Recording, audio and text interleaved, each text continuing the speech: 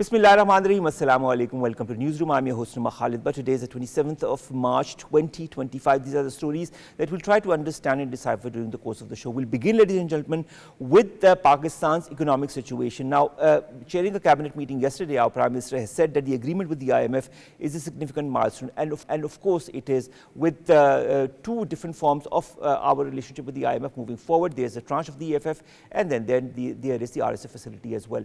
Then there is a report by Bloomberg that also talks about Pakistan's economy that is on the right track. To add to that, there are different other benchmarks that also are indicating that Pakistan's economy seems to be stable and getting more stable with the passing days. We also have the KSE index that has surged beyond a certain benchmark, and that is part of our first segment, where we will try to understand and decipher different aspects of Pakistan's economy. Our second story, ladies and gentlemen, concerns a US religious freedom panel that has urged the sanctions against India's external spy agency, that of course we all know, RAW, that is of course, as we know, behind many of the incidents that have recently happened in Pakistan, and it gives credence and proof to this extent. Will that happen or not is another question altogether. Then we are going to talk about a team at the University of Oxford that has recently made a significant leap by successfully interconnecting two separate quantum processors to form a single quantum computer. In this age of AI, quantum technology becomes extremely important and pertinent, and this discovery is new, and I don't know where this will lead, the further research in quantum technology and AI, and how both of them can integrate into one, and how that can help different industries across the world. But of course, this is an interesting development. Finally, today is the 127th death anniversary of Syed Ahmad Khan, the great reformist, the educationist, the father of the two-nation theory. And we will of course be paying homage to him in our last story. Let's begin with today's lineup, and of course the first is Pakistan's economy, which is on the right track. A lot of developments have happened, whether it be the Bloomberg report, whether it be the IMF's agreement that has continued with Pakistan, and the RSF facility that has also now been approved of $1.3 billion US, plus the tranche of the EFF facility of $7 billion as well. Then the KSE index that is strengthening, and different other decisions that the government is taken. We have two important panelists with us. Both are in the studios this time. Let me introduce them to you one by one. Shahid Mahmood Sahab, leading economist, joins us in the studio. Shahid Sahab, thank you very much to have joined us. And of course, our dear political economist, Naeem Siddique Sahab, also joins us in the studio. Naeem Sahab, pleasure to have you back. We'll begin with Shahid Sahab. Shahid Sahab, our Prime Minister chairs the cabinet meeting, talks about the IMF agreement, calls it a milestone. What do you feel it's the RSF facility that gives an edge to Pakistan as far as the agreement with the IMF is concerned? And if so, how could Pakistan maneuver this RSF facility plus the tranche in order to further its economy? Bismillahirrahmanirrahim. Thank you for the invitation. Yes, there are a lot of positives going on in Pakistan's economy, especially if you consider the kind of macroeconomic situation that we were a few years ago. In the wake of Russo-Ukraine war. So Pakistan has come a long way from that, from those macroeconomic difficulties. Yes, there are a lot of positives, and one of the biggest positives I would say is the agreement with International Monetary Fund, because it's not just about reserves, it's not just about getting some dollars, but it's also about your repute, your standing in international credit markets, and for example, creating more access to cheaper credit. And you can see the spillovers of that.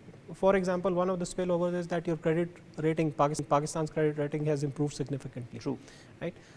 As far as this agreement and its how long can it take the Pakistani economy, or where it can take the Pakistani economy, I would say that it creates a lot of room for initiating the needed measures that would, in the long run and in the medium run, and even in the short run, benefit your economy and try to ameliorate those issues that have plagued the economy for long, those structural imbalances.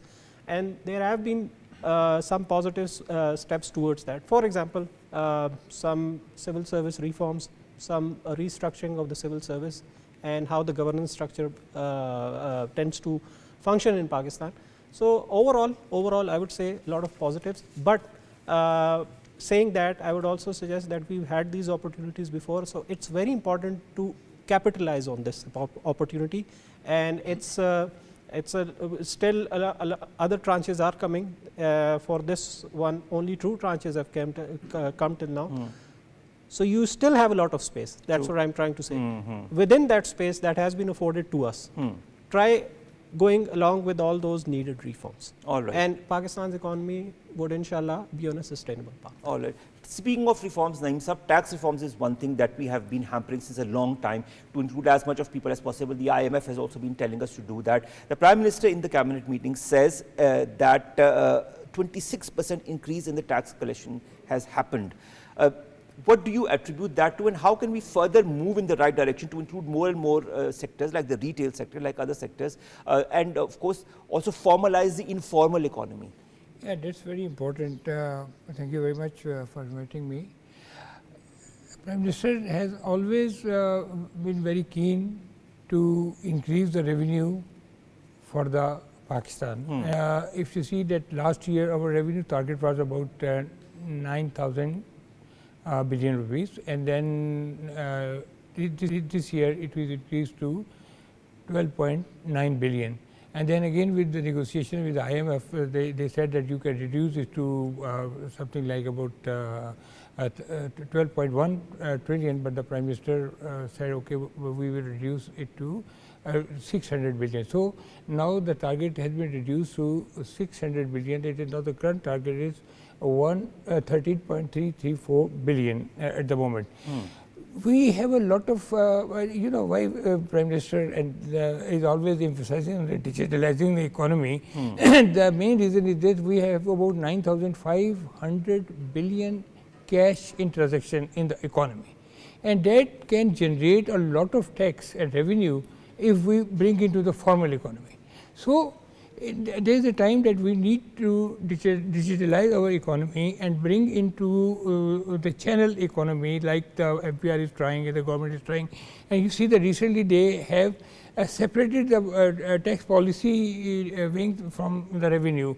So it will definitely give a good impact, and the government will be able to think more, research more, work more on the ways and means that how we can collect more tax from the people, and how we can increase the revenue. But the most important thing is this, that we are lacking in increasing the revenue base, the tax base.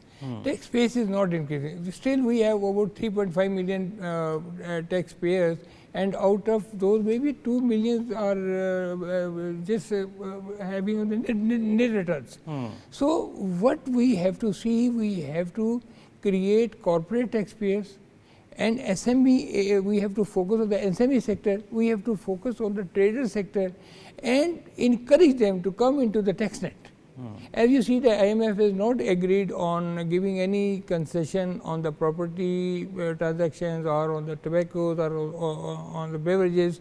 So now Pakistan has to work on the different alternate ways that how they can increase the tax base to increase the revenue, not to increase. That is how even developed countries work. Yeah, that is through their tax revenue, and not to increase the revenue from the current taxpayers. Exactly, you know, and to include more and more people in the tax, and that is what the government is aiming towards. To your surprise, that the salary class has paid more than 300 billion rupees in the tax revenue, because and we are included in that. And in other sectors, which is the informal sectors, they are making money, but they are not paying the tax. And that is how, so that is the area.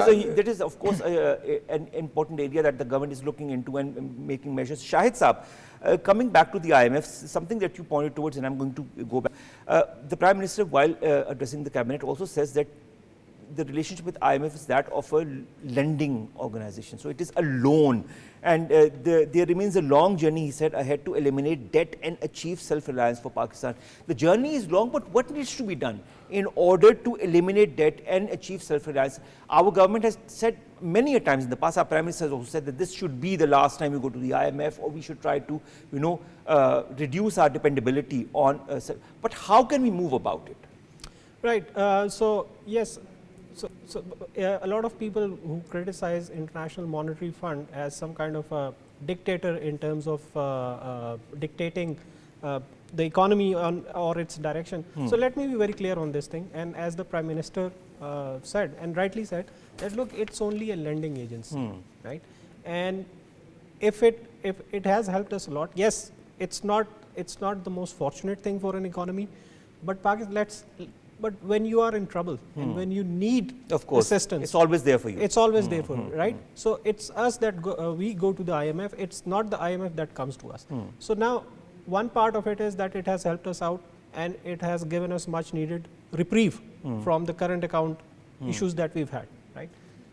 The next part, we've been in IMF program for 25 times now. It's the 25th time, right? So what do we need to do? 3 components. At the very basis of this thing, at the very heart of this issue is our dollar, that we don't have enough dollars to sustain our economy, right? To sustain our economic management, to sustain our consumption. Whenever there is some economic growth, around 3% of GDP or a bit more than that, you always seem to be short on dollars. So at the very heart of this is the shortage of dollars. You always run out of it. So let's shorten the problem. Where do you lack then?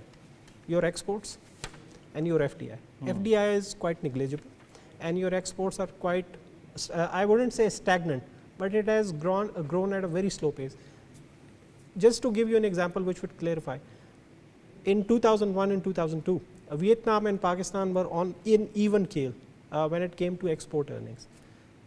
Pakistan's export earnings now barely touch 30 billion a year.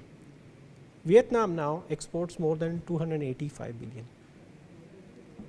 Their revenue, their export revenue. So Pakistan really has to think. So a few suggestions. What would you do just in terms of export? All right. And even on FDI. Okay. First, a lot of your exports are still textile dependent, and it's that basic raw material type of stuff, not the value added stuff, not the non-substitutable stuff, which I mean that if you make a shirt over here or a quilt over here, that's easily substitutable outside, right? So you are not bringing in quality. Second, Pakistan's exports lack a technological base.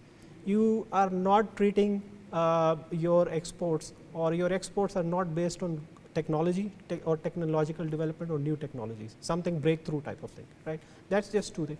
Now coming back to FDI, and this is here, it is here that we just talked about the critical reforms needed. Yes. The first and the foremost reform is that you need to break the hold of red tape in Pakistan. All right. Regulations, lots of regulations, like for example, facilitate ease of doing business. Ease of doing business. For example, in Islamabad is not a big place, it's right. It's just the capital. It's a small place, but within Islamabad, you have more than 120 regulatory agencies that require you for registering for everything, right? Then you have regulatory agencies at the provincial level, and even more than that. So you really need to look into this, that why do you need so much regulation? All right. Right? That distracts the foreign investor. Okay. Right? So that's why they move to places like UAE, which doesn't have that much regulations. So this is just one example. That is where we need to move. Internal reforms, domestic reforms. Once you really show the world that you're serious about your reforms, like I just mentioned regulation, I can bet you that Pakistan is a good market, a big market, and investors would come. But you have to carry out these reforms on a permanent basis, not on a temporary basis. You know, there's also the issue of when a new government comes, it always discontinues the policy of the previous government. There needs to be a consensus amongst all political entities that for big projects, there need to be a continuity of those projects for decades to come, so that the investor, whosoever he or she is confident in investing in Pakistan. He says, okay, within 10 to 20 years, I'm sure that whatever we have started will continue to prosper. That is one of the main issues that also needs to be tackled with properly. Absolutely, and I'm in 100% agreement. And you have to look at it from an investor's point of view. So if the investor is bringing in their investment, it's not just money. It's their time spent, it's their effort and everything. So they're not here just because they would be filling papers every day.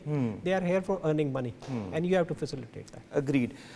Naeem Saab, the Prime Minister talked about many things, and I'm going to just highlight it, and I want your point of view on that. Signing of contract by Central Power Purchasing Agency with the bagasse-fired power plants as per revised streams. Amendments in the income tax, sales tax on services and federal excise duties. Then also the income tax second amendment bill has been approved. to restore the tax rebate on income of full-time teachers and researchers. I think that's a very important step. Then the Ramzan package that has also been quite pertinent. We are at the end of Ramzan, and 60% of the allocated 20 billion rupees have been dispersed to a transparent digital wallet system. I think that is also a good initiative. And the approving of the reduction in electricity prices, leveraging the available fiscal space while maintaining the current prices of petroleum products. These are different things that I just wanted to highlight to my audience and to you as well. I'd like your response to how important they have been and how they can move our economy forward. You know, our main economy is dependent on import base. And in this, we are using a lot of dollars. So, most of the problems are due to our trade deficit, because our imports are much more as compared to our exports. And to fulfill that, to bridge that gap, we have to think something about the indigenous development and indigenous uses of our local raw material industry. So, this Pegasus fired power projects are very important in a way that we have a lot of remains of the waste of the sugar canes, which can be very easily used for the energy. Like there was another alternative, the biogas. It was a very successful project some a long time ago, where people used to have the electricity to the biogas, and now this Pegasus power project can be very helpful. And particularly at the moment we are importing the coal for producing the electricity in Pakistan. So, if we can use our local indigenous material or the waste of our sugar canes, that can definitely help us. Apart from that, the Prime Minister has focused on the broadening of the tax base. This is very, very important. As I said earlier, that we have to we have a tuned deficit. You know, we have the fiscal deficit, we have the trade deficit. The fiscal deficit, we need to narrow the gap of the fiscal deficit by decreasing our expenditures and increasing our income. And that can be only possible with a 250 million people's country, with only 3.5 million taxpayers, and the major tax load is on the people who are already paying the taxes. So, there the government should come and step in, and as you said, that reducing the price of the electricity and the other utilities, and then giving the equal field or win-win situation both for the large scale manufacturing and to the SME sector. Because SME sector is the backbone of the country's economy. About 80% people are involved in the SME sector or in the cottage industry, and they are all making or producing the products for the large scale manufacturers as well. So, there we need to have an equal policy both for the SME sector and the large scale manufacturer. If we have the equal policy, then the cost of doing business of the SME sector will be lower, and they can make a better quality product, or they can sustain in the market by in the technology, and also in producing the product and supplying to the LSM sector. So, government at the moment is providing the facility to the LSM, but not providing any facility to the SME sector. So, if these two things can get together, and government should sit down and give the privileges to the SME sector as well, then we can definitely increase our growth in the domestic market, because 250 million people itself is a big market for the people sitting in Pakistan. If any small businessman, if he does work only in his own town, in his city, in his area, he can make money, he can produce, because there is a lot of demand for the clothing, food, and all other stuff extra. Even the housing sector can be very easily be established in this way. So, I will advise, rather I will suggest, that if the level playing field is given to the all sectors of industries, then definitely I hope we have a big room to grow, and in the same time the taxation point of view, we should at least have 100,000 taxpayers in the country. Minimum. If we will have the 100%, then at the moment, as I said, we have about 60% the parallel economy at the moment. So we are collecting revenue at the moment about say 13 trillion. We have, so we can go up to 20 trillion rupees very easily. And at that point, we can narrow the gap of the fiscal deficit very easily. And then the big burden of the IMF, that they always say that you decrease your expenditures and you increase your revenues, that purpose can be helped, and we can do this. Yeah. All right. Shahid, a lot of positive indicators that have come from different reports. A lot of ratings agencies have bettered our rating, and there's this report by Bloomberg that has recently come. It talks about our economy that has boosted as a result of interest rate cuts, and also our relationship with the IMF that has strengthened. It talks about the GDP that has grown 1.73% in the 3 months till December, which is higher than the 1.5% expansion predicted by economists. Then it talks about the funds trickling in from the IMF that have also added to strengthening Pakistan's economy. Cooling inflation is something that it points out. It talks about the State Bank of Pakistan that has forecast expansion from 2.5 to 3.5% for the year that ends in June 2025, and also the Pakistan Bureau of Statistics estimate that talks about the agriculture sector that has grown 1% during the 3 months ending in December as compared to 0.74%, and the services sector that you've pointed out also towards that has witnessed an expansion of 2.57%. Different indicators all pointing in the right direction as far as Pakistan is concerned. How do we take this forward?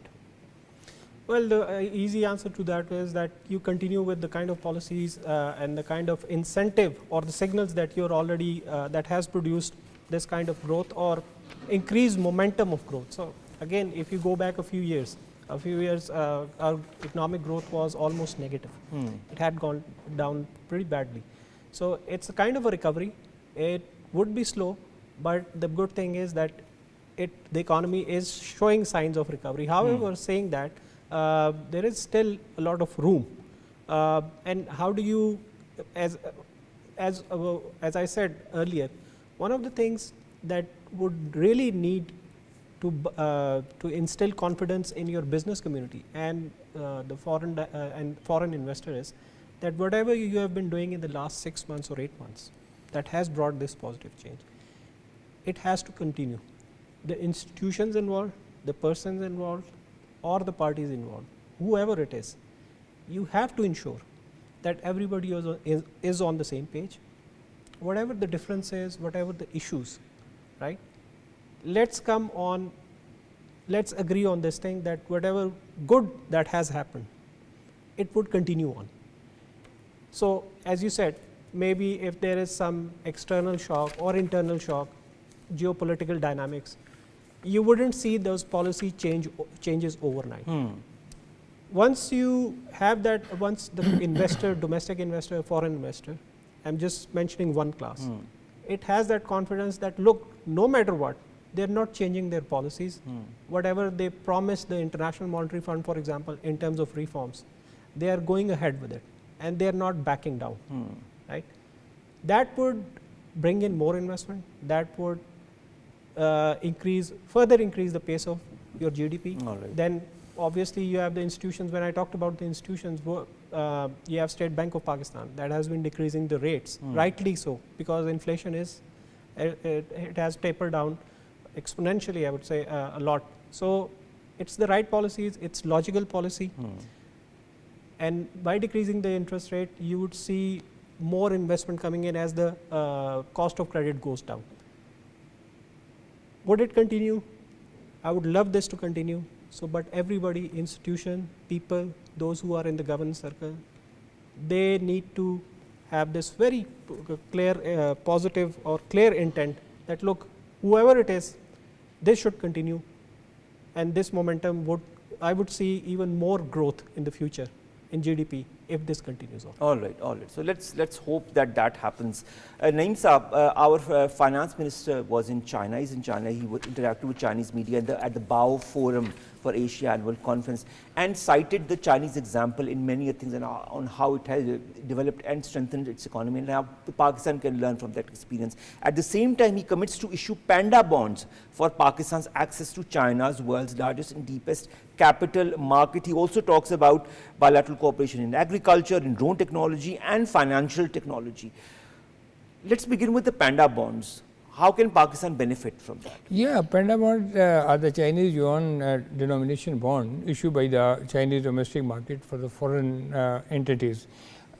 Pakistan get benefit from this bond by issuing these bonds, diversifying Pakistan borrowing options and reduce dependence on the US dollar base. Because you see that you are seeing the cryptocurrencies are coming on before you see the plastic. We have a crypto council now. So now the scenario of the world economy in terms of the currencies is changing totally.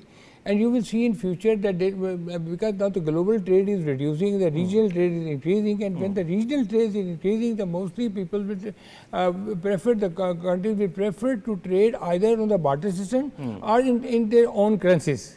So China being the longest and oldest strengthened partners in business, technology, and our relationship are above board with China, and this time the foreign minister has said he praised the Chinese economic resilience and investment driven growth model, highlighted its role in global trade and infrastructure development.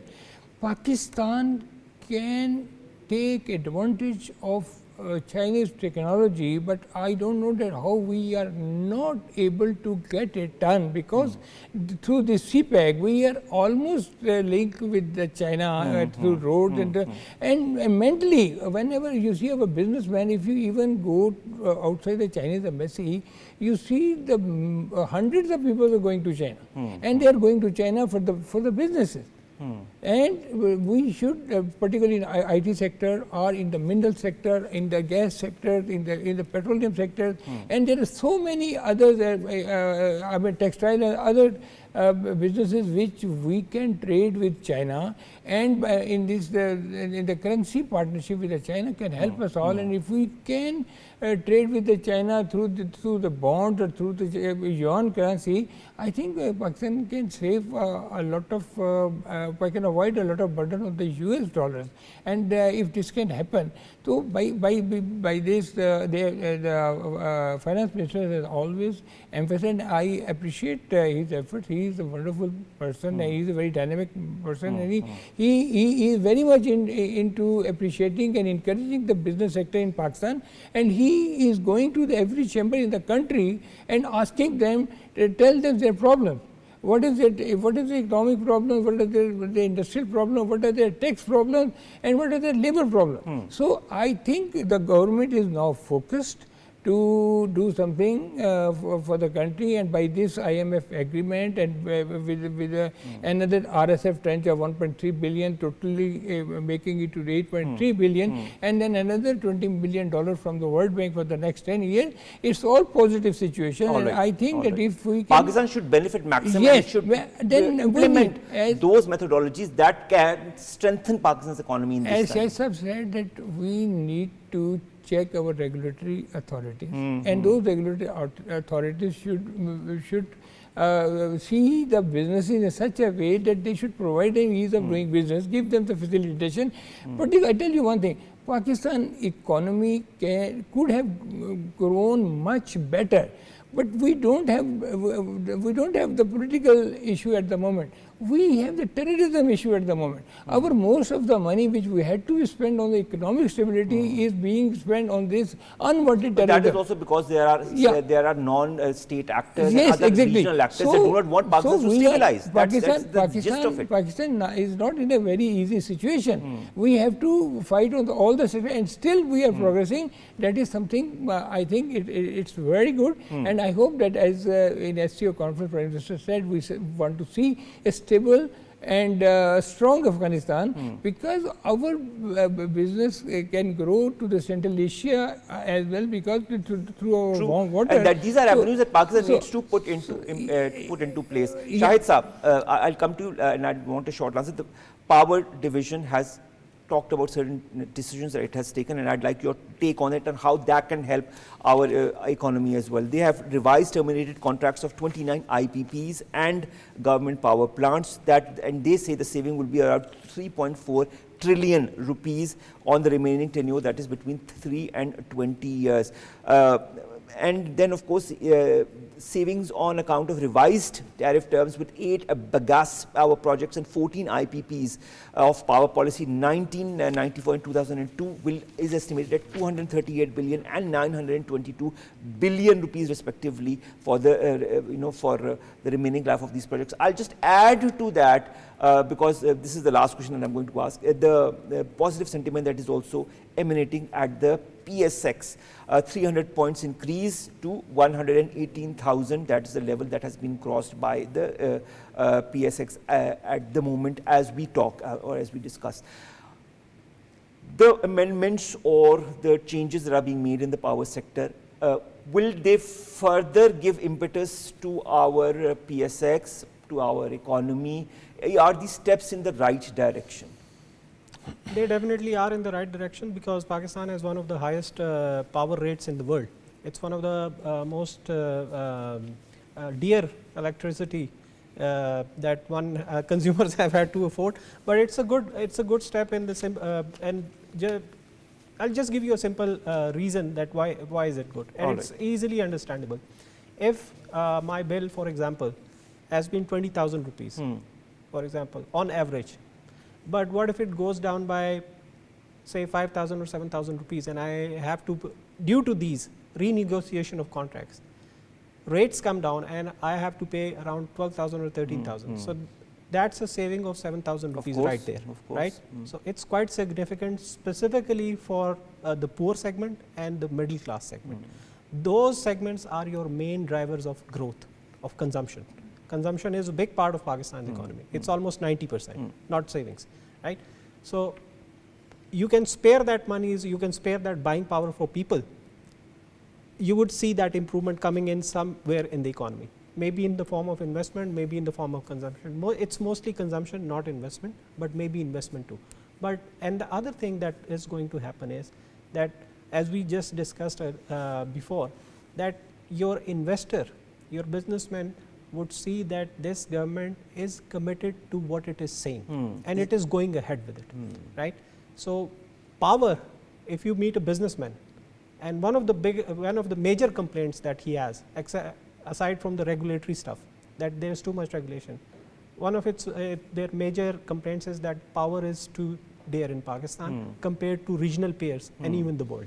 So if you can bring that down, you would see more business activity, you would see more power consumption, and that adds to your quality of life. I'm not going to go into details, but they are both very closely related. And one of those spillovers of all these positives you see being reflected in PSX. So PSX, as John Maynard Keynes said, animal instincts or animal spirits, those waves of optimism and pessimism, they basically drive the stock market. So what is happening in Pakistan stock market since the last 6 months? There has been decline, some decline, a monthly decline, but overall when you see that, the rise has been in the PSX has been significant, and that has mainly been driven by waves of optimism that now economy has kind of picked up pace, picked up steam, and this government is going in the right direction. They have the IMF on their back. We have that is also praising Pakistan's government. That is also praising Pakistan's government. Even the World Bank, and we just mentioned that Pakistan's credit ratings have also improved. Yes. These all things, they feed into those waves of optimism, and that's reflected at PSX. All right. Thank you very much to both of my guests, Shahid Mahmood Saab and Naeem Siddique Saab, to have come all the way to the studios, and it is Pakistan's economy that is on the right track with the proper initiatives that are being taken in different sectors. Let's hope there's a continuity of these measures in the decades to come as well, so that we only strengthen our economy in the times to come, and that is extremely important for a country like Pakistan and for its populace as well. Thank you to both of my guests who have joined us. We'll be back after a short break. Stay tuned.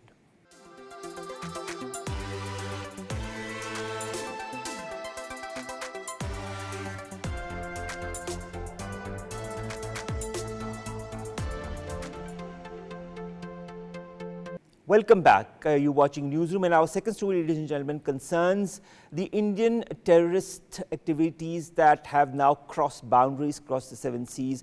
We've seen the murder of Hardeep Singh Nijjar in Canada on the June of 18th. We've seen other Sikh leaders who've been targeted in the US, in the UK, and other places across the world.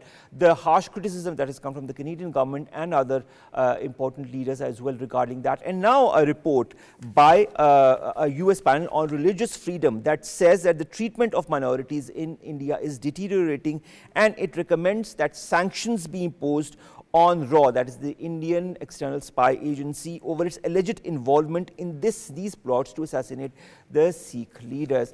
Will this have an impact on the Indian involvement in these nefarious activities, even in Pakistan? I mean, it has been doing that.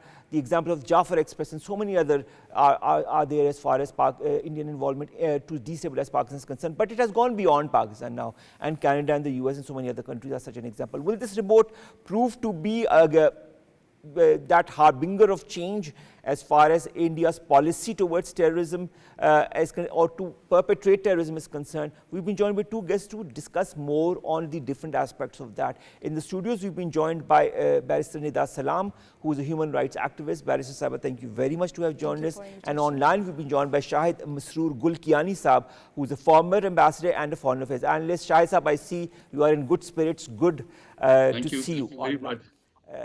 We'll begin with you, Barrister Sahiba. Barrister Sahiba, the USCIRF report that not only talks about the way the minorities are being handled by India, something that we have also talked in previous shows, but also the way RAW has been involved in the assassination of Sikh separatists or Sikh leaders across the world, and how they want to move towards sanctioning the research and analysis wing, otherwise known as RAW of India. Will they succeed, or is this the step in the right direction? Is it another maybe chapter that lays bare India's designs vis-a-vis the region and the world? Omar, thank you very much for the invitation. Without any dubiety, I would like to say that India is the mother of terrorism, harboring, nurturing, nourishing, exporting and expanding terrorism. They were very famous in the region. They tried to destabilize their neighbors, and now their acts on a foreign land, from all perspectives, is undeniable. Let me quote here. According to the BBC, the FBI has accused the Indian government and their agents for their involvement in an assassination attempt for those people who are American nationals or Canadian nationals and exercising their freedom of speech. FBI Director Christopher Wray explicitly that we will not let these acts of violence to be conducted on our soil from any perspective. We will protect the constitutional rights of our people. As far as Pakistan is concerned, Pakistan used to tell the world that how India was involved in destabilization. Kulbhushan Yadav is the example. And now arranging or maintaining or expanding or exporting terrorism on a foreign land, this is a question for the foreign allies, partners and the supporters to consider for their national security and how they will protect their people. That is true. Ambassador Saab, coming to you, how significant, important do you feel this recommendation by this organization to sanction RAW is concerned? Whether it is applied in principle or not is another thing altogether, but the fact that it has asked for it, does that raise concern and highlight the terrorist impact of this RAW agency across the world, transatlantic expansion as well as regional expansion, and we see examples of that in Pakistan as well? Thank you, Khalid, for having me on your show. First of all, this is a significant development as far as putting a pressure or sharing the nefarious activities of RAW is concerned. This is extremely important. But if you consider that there will be a sanction on RAW, I have all my doubts. I have been a diplomacy practitioner for more than 3 decades in various missions, and we have been sharing with the host government what the RAW has been doing and what has been happening, especially in the Indian occupied Kashmir, the repression of people, the human rights violation has been taking place for the last 7 decades, but to no avail. But to say that we should not continue to publicize what RAW is doing would be wrong. Even this is significant, that a human rights, a government organization has highlighted what RAW is doing, and especially if you see in the context of what they did with the Sikhs, both in Canada and in US. But I can state to you one thing, even though they may not be sanction on RAW, whatever it is, but I can assure you that United States government behind the scenes will be talking to the Indian government about the RAW's nefarious activities. This is absolutely, there can be no question about it, because the US Congress, for whatever is worth, does take these things into cognizance. But what happens is that on one side, there will be US government talking quietly with the Indian government, but to say that something significant will happen, I have my doubts. There may be a possibility of Indian government reducing its RAW footprints abroad. But to say that there's going to be a significant development as far as the US Indian government is concerned is wrong, because the global politics, which one can understand and see, with United States pushing India to contain China, it's not working. But the fact remains that this is a development in which I think our government should take, in our host countries. I'm sure a message must have gone from the headquarters to our missions abroad that we should publicize what the RAW is doing. Yeah, but Shahid Saab, I'd like to just highlight the fact that it exposes on a very huge international arena as well the activities of RAW to the common man, or to who did not understand how it works as far as terrorist activities is concerned, now can read through the details of it, through the different reports, whether it be the Guardian, the Washington Post, or even now this report. Yes, this is, as I said, this is significant development as far as sharing the nefarious activities RAW and of the Indian government, especially of the Modi, government, what it's doing. Yes, publicizing it in the mainstream newspapers across the world, to the common man and to the intellectuals also, as to what the Indian government is doing. But in the end, this we should continue to publicize. But to say that it will have a very significant impact globally on the US policies toward India, that I doubt very much. That this is a big regret, that for the last 2-3 decades we have been publicizing what's happening, the Indian government's activity, repression of these minorities, both here in India and abroad. Look what they're doing with the Sikhs and what they're doing with the Muslims. This is something which is not a secret. But unfortunately, global politics takes center stage, and unfortunately, this may not have a big impact. But the fact remains that if these organizations which have international stature publicize the nefarious activities of the Indian government, repression of the minorities, both in India and abroad, is also very significant, and we should take advantage of it. All right, Barrister Nida, to the grievance of India and its agencies, this report also talks about the plight of the minorities within India, and it exposes it. But it's not the first report that has exposed the plight of minorities. There's also a recent report that has come as far as intolerance in India that has increased, and that is also because of the way the minorities are being treated. There is this whole phenomenon of changing the whole narrative within India as being from an Indian country to a Hindu country, with the Hindu majority taking precedence and the minorities relegated to a side, and they can, resort to whatever they want as far as that is concerned. Will reports such as these, in your point of view, have any impact of some kind to maybe restore the previous steps to help minorities in India is concerned, or will it be a status quo and India will continue to do whatever it is doing? Omar, the Constitution of India mandates a secular state and provides a freedom of conscience and rights of individuals to profess, practice and propagate religion freely. unfortunately, political officials or the head of the state increasingly welded in hate speech, discriminatory rhetoric. The head of the state during the elections, Modi, stated that about the minorities, jihad love, infiltrators. Infiltrators, how can we forget that? the Home Secretary, Amit Shah, for the opposition leader? He stated that if he'll be elected, he will impose Sharia. So the attack against minorities during the inauguration of the Ram Temple, how can we forget that? So there's no doubt that when the mindset of the head of the state is that, and when the head of the state is nationalist and the ideologist of the RSS, what can we expect from that state? Referring to your previous question in relation to the RAW, I would like to add for your young audience that under the Prime Minister Modi umbrella and his consent, RAW is working on foreign soils. How? Yadav was a part of the government of India's cabinet secretariat under which country top intelligence operates. So it means that the consent of the Prime Minister was there to a certain extent. And according to the New York Times, Yadav described himself as senior field officer responsible for security and intelligence.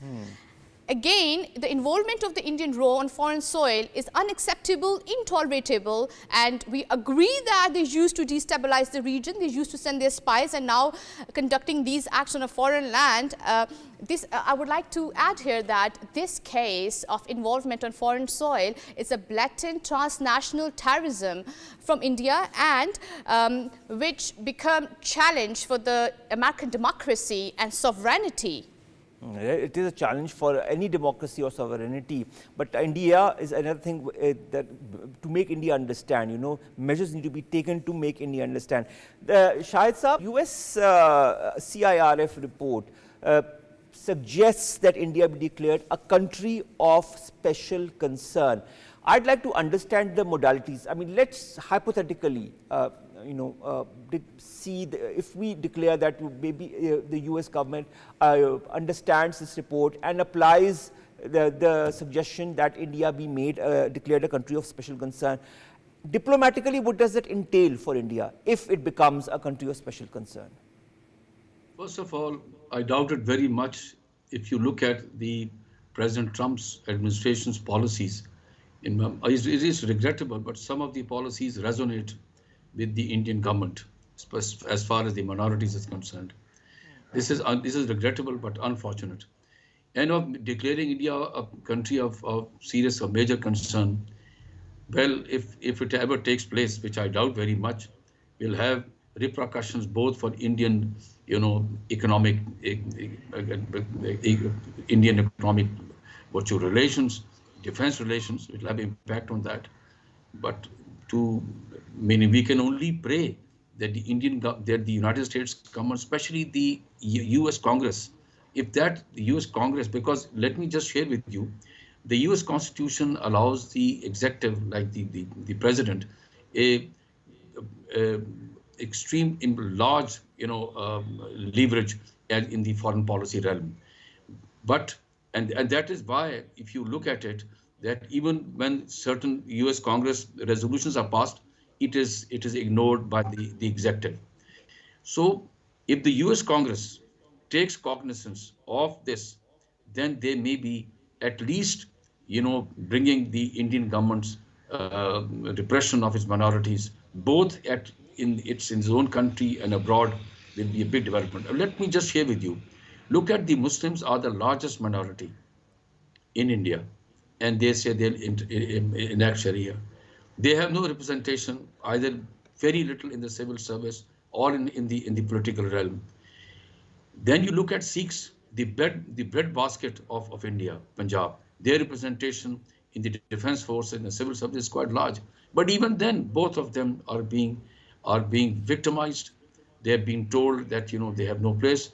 And this is something which in my opinion, the European Union, the US Congress should take cognizance of this thing, that Indian government should be told in very clear terms, and it should be publicized that India should be told to stop this victimization of its minorities. Killing them, as the lady was also saying, killing them, making them targets and then getting away with it. Look at this, what happened in Canada and US has gone away from the media. Those serious issues, the killing and the attacks on the minorities like the Sikhs abroad, has more or less, I don't read it in the media.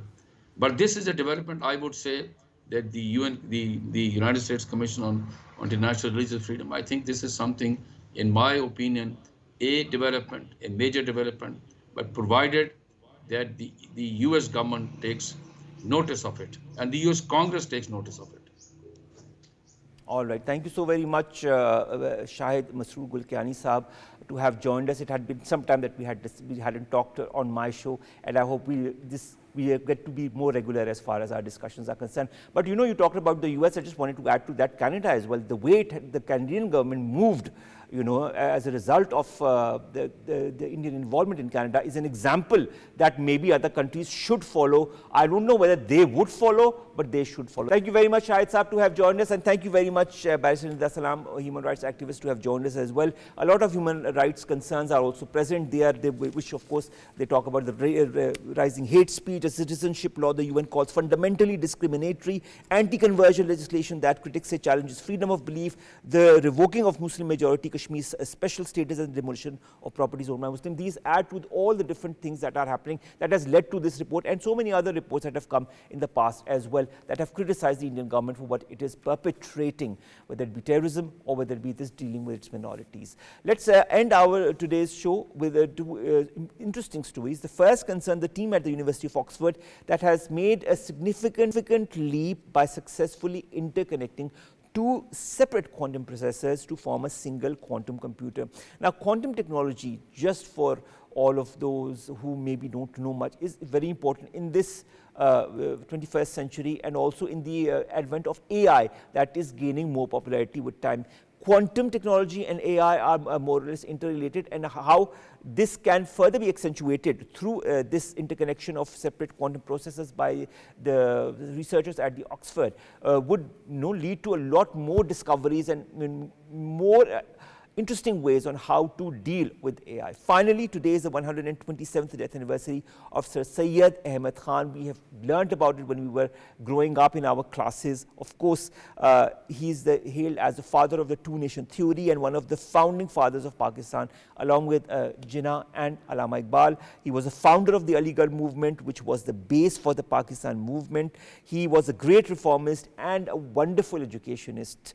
And of course, we pay homage to him today on his death anniversary, because he passed on this very day in 1898 in Aligarh in India. It is because of the efforts of leaders like Sir Syed Ahmed Khan that Pakistan is now here for the Muslims of the subcontinent, where they can profess their religion, where they can profess their lives in a truly independent manner. With that, we come to an end of today's newsroom. We'll see you inshallah tomorrow with new stories, segments of in Pakistan. Stay safe. Allah Hafiz.